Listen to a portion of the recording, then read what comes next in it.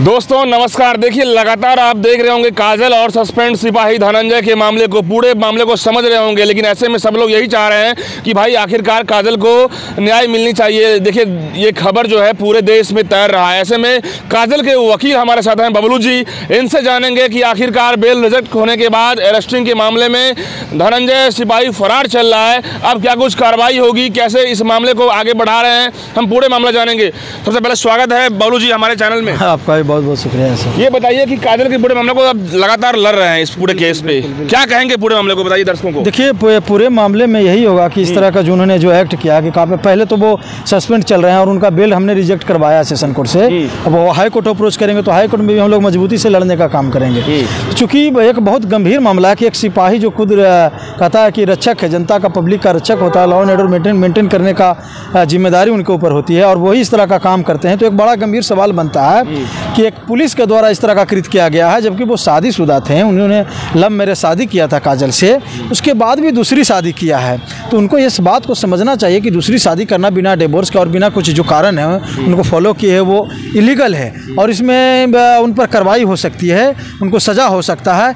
फिलहाल वो तो सस्पेंड है, उनका नौकरी भी खत्म हो सकता है। तो बड़ा गंभीर सवाल बनता है कि इस तरह का जो कारनामे लोग करते हैं तो उनको ये समझ में नहीं आता कि कानून को अपने हाथ में क्यों ले लेते हैं, जबकि उनको ये पता है कि दूसरी शादी करना इलीगल है। तो ये एक नहीं, वो दो जिंदगियों के साथ वो खेलने का काम किया है। वो दूसरी लड़की से शादी किया है, तो दूसरी लड़की जो शादी तो हो ही नहीं सकती, शादी तो पहले कानून उसको मान्यता देगा ही नहीं, वो कानून के छता के नीचे वो तो लीगल है ही नहीं, कानून का खिलवाड़ हो गया। बिल्कुल कानून के साथ एक बड़ा मजाक हुआ है। तो चूंकि उनका अभी बेल रिजेक्ट हुआ है, वो फरार चल रहे हैं, तो हाई कोर्ट में अप्रोच करेंगे, तो हम लोग हाई कोर्ट से भी चाहेंगे कि उसका बेल नहीं हो और ऐसे लोगों पर कड़ी से कड़ी कार्रवाई जब होगी तब आने वाले जो लोग हैं, इस तरह के मानसिकता वाले जो लोग हैं, उनमें भी एक डर होगा, उनमें भी कानून के प्रति एक मान सम्मान होगा कि इस तरह के हम लोग काम करेंगे तो सिर्फ कानून के साथ ही वो खिलवाड़ नहीं करते हैं, अपने साथ भी करते हैं। और एक बच्ची जो लड़की होती है, सब कुछ छोड़कर आपके पास आती है, उसके साथ भी आप खिलवाड़ करते हैं। कोर्ट ने कह दिया कि इसे अरेस्ट किया जाए। बिल्कुल बिल्कुल बिल्कुल बिल्कुल। बेल रिजेक्ट होने का मतलब होता है कि पुलिस अरेस्ट उसको करेगी।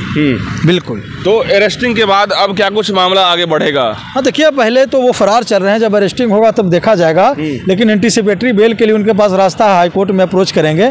तो मुझे लगता है कि हाई कोर्ट में भी हम लोग रहेंगे और मुझे लगता है कि हाई कोर्ट से भी उनको रिलीफ नहीं मिलेगा। नहीं मिलेगा, बिल्कुल नहीं। बात करें कि यहाँ पे जिस तरीके से रजिस्ट्रार साहब को भी पता नहीं होता है या पता होता है वो भी नहीं समझ पाते हैं। देखिए पता है या नहीं पता है वो एक बात अलग बात है, लेकिन उनको चूंकि इन्वेस्टिगेशन करना चाहिए था, उनको जांच करना चाहिए था, बिना जांच के उन्होंने शादी करवा दिया है। तो ये रजिस्ट्रार मैरिज पर भी चीटिंग का मुकदमा बनता है, फ्रॉड का मुकदमा बनता है। तो अगर हम लोग देखेंगे कि इस तरह की बात है तो फिर रजिस्ट्रार को भी हम लोग कानून के घेरे में लाने का काम करेंगे। जी बात कर रहे हैं कि काजल का जो पति है सस्पेंड सिपाही, वो कितने दिन तक जेल की सलाखों में जाएगा, क्या कुछ होगा, क्या कुछ इसको सजा कितना समय मिल सकता है, तमाम बता दीजिए। कम से कम देखिए सजा का प्रावधान 5 से 6 साल का सजा का प्रावधान उसमें 494 में है। क्योंकि आप दूसरी शादी करना इलीगल है तो आप करते हैं, तो इसमें 494 में 5 से 6 साल का सजा का प्रावधान है। तो ये तो प्रूफ होने ट्रायल में चलेगा, जब प्रूफ होगी बात होगी। लेकिन फिलहाल तो वो लोग बेल में आएगा तो हम लोग हाई कोर्ट में भी बेल रिजेक्ट करवाने का काम करेंगे।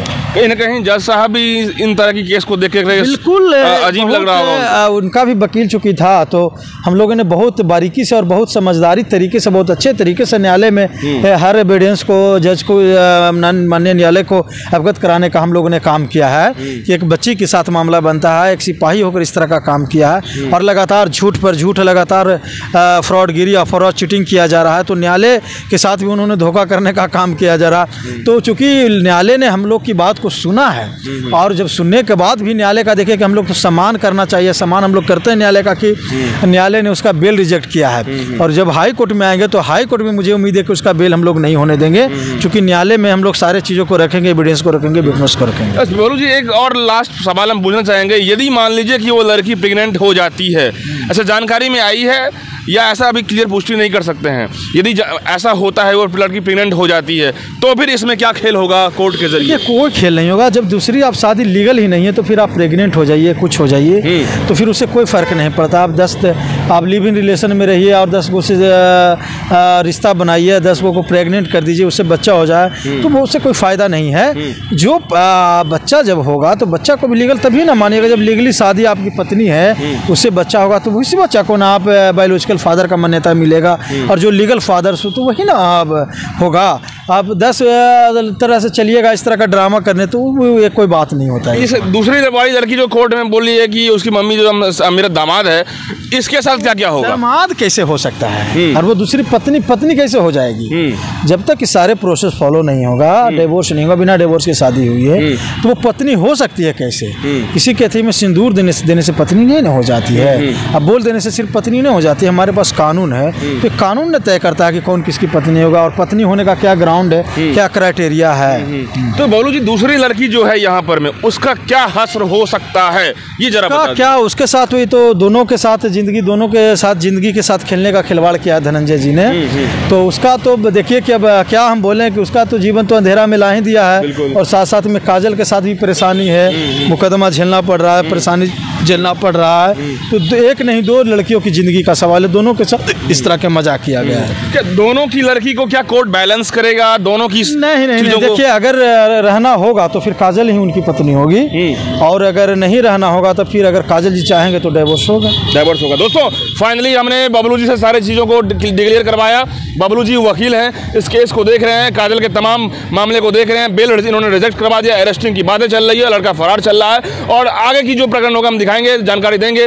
तब तक आप अपनी कमेंट में बताइए कि आखिर पूरे मामले में आपकी क्या राय है। बहुत बहुत दोस्तों धन्यवाद। जय हिंद, जय भारत।